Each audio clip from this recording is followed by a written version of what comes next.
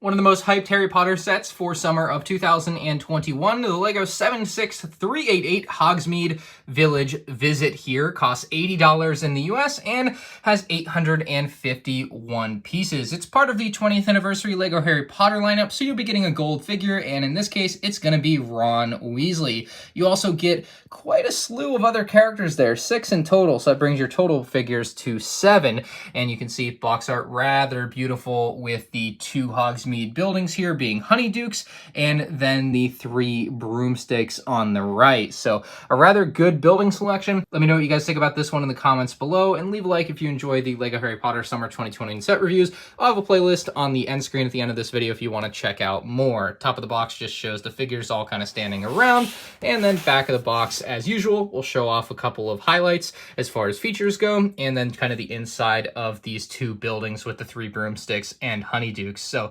rather interesting set, one that I'm very excited to put together here, and then it's also going to include 4 of those wizard collectible cards, which are kind of an issue given that even if you buy all the Harry Potter sets, you're not going to get all of the wizard cards. Your 20th anniversary minifig in this set is Ron Weasley. Of course, missing that iconic orange hair kind of makes him look a bit different. 20 years of LEGO Harry Potter on the back, golden wand, very average figure. I don't know, I just don't love these gold figures, so I don't really have much to say about them. A mid-leg height version of Harry Potter is included in this set. I love the look with the blue jacket and the black pants. I just think that's a perfect color combo for Harry, just probably his best style. He's got a brown wand, got his glasses, of course the scar printed on there, and then a much angrier second face. Mrs. Flume from Honeydukes is included in this set. She's got some wrinkles on her face, which make her look a little bit older, really like that. She's got her candy vest on. You can see some mints or something there on the vest printed on. Very nice touch, and it's all tied up. And then she has a little bit of an apron down below her waist. Looks very nice with the leg print there. And you can see the back is more that same print that we kind of saw on the front side. She has a great orange hairpiece, and then in my opinion, a much more sinister looking second face there. Mr. Flume is also included in the set. On this particular side, he looks like he's blowing or whistling or something. He's doing something rather abnormal for a LEGO minifigure facial expression, and that's definitely a plus. I love his purple beanie hat. And the second face might be the creepiest smiley face for a LEGO figure I've ever seen. Next we have Madame Roserta. She has some very full hair, very much a large hairpiece there. And then she's also wearing some winter clothing you can see there, like maybe some fur to keep her warm, and then an axe to maybe chop up some wood or something. Underneath the hairpiece you'll see the back print, and then a very angry face on her. Professor McGonagall is also included in the set. Absolutely love the way this figure turned out here with the dress piece that drops down and behind the figure. No print on the back of that, but the back torso print looks rather nice. You can see a little bit of her second face peeking below her hairpiece, which is always unfortunate, but that's the way it happens sometimes. And you can see a rather cheesy smile on that second face there. And then finally, we have a mid-leg version of Dean Thomas. He is certainly wearing something very warm there with the zipper, and then the back print, just kind of the same exact thing. To continue that jacket's look, I love the hairpiece they use for him. He's got his brown wand, and he's got a nice smile. His other face is kind of like a nervous smirk. While the main builds most people are buying this for is the 3 Broomsticks and Honeydukes, there's actually a few supplementary builds of some scenery around the buildings included as well. You've got a snowy street lamp here. You can see the light up top. Very simple street lamp from like Lego City. Nothing to write home about, but it is nice that these things are included. We also have a little bench for the side of the road. It's got a little snow piled up next to it or under it. Really love the way that this looks. Very simple builds, but in my opinion, add a lot for this set. And then we have a wanted sign that says, "Have you seen this wizard?" And it says Azkaban there with the prisoner number.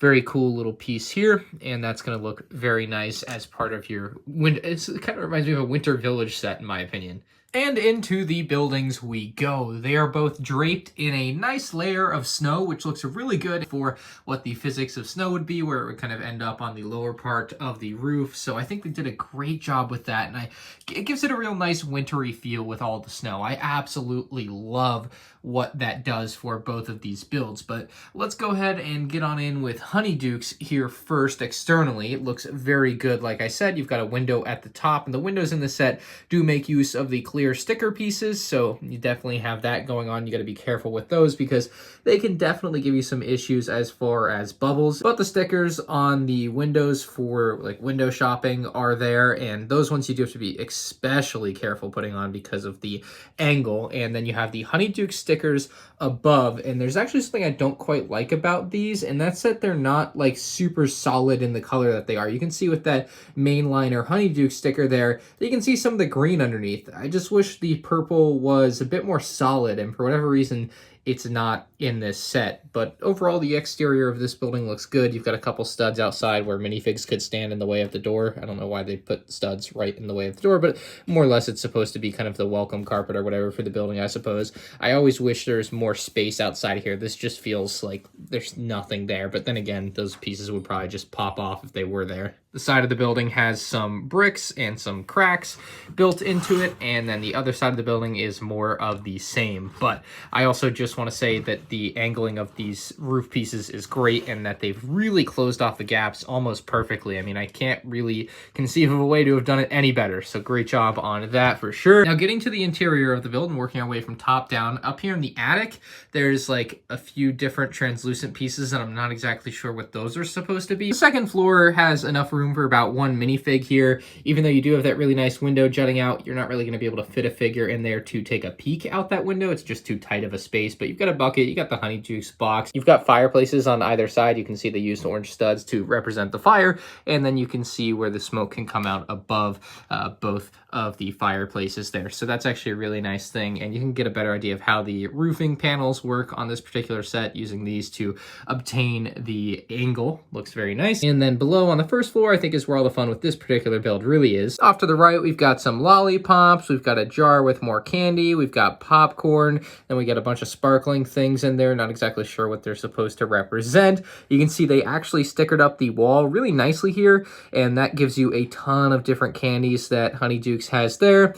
You can see this bigger build in the center with some clear pieces, and you can actually take this off because it's just on a singular stud. And on the other side, you've got a skeleton, so you can move that around as you please to get it out of your way if you need more space in the interior. And you have the Honeydukes cash register, which has the buttons and everything on there. Little drawer at the bottom for the money, maybe like a tip jar or something there. I'm not really sure what that's supposed to be. And then you have more candy and pastries or whatever behind there, along with another sticker, which I believe is the same as the other one, with even more candies. So overall, the interior of Honeydukes is rather phenomenal. The other building is, of course, the Three Broomsticks here from Hogsmeade as well. We have the Three Broomsticks logo. Looks like some antlers. Then we have the Three Broomsticks. A lot of words on that one if you want to pause and read in a circular fashion.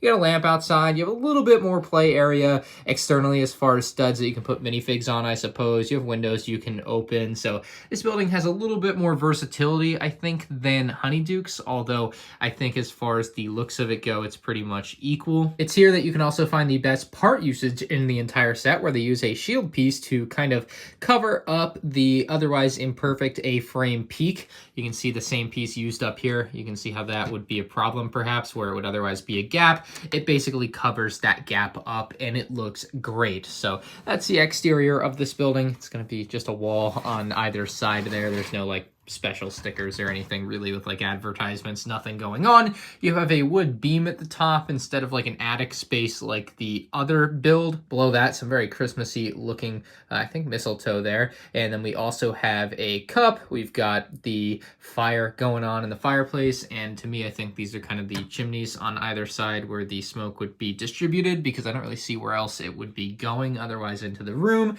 You got a little candle there for some extra light on top of a desk with some windows.